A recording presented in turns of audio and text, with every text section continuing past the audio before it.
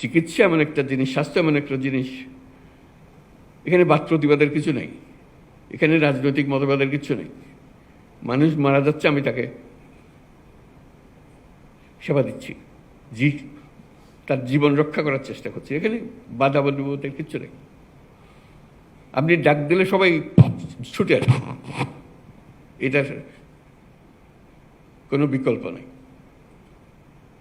তো ওইটুকু আলাপ আলোচনা করা, নিজেরা কী করতে পারি, এবং আগামী দিনে আমাদের প্রতিদিনের কাজকর্ম কী হবে, কারো কাছে প্রতিজ্ঞা করার বিষয় নেই,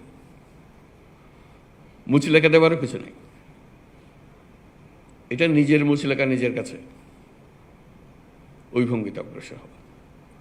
আমরা একটু মনোযোগ দিলে, আমাদের নিজেদের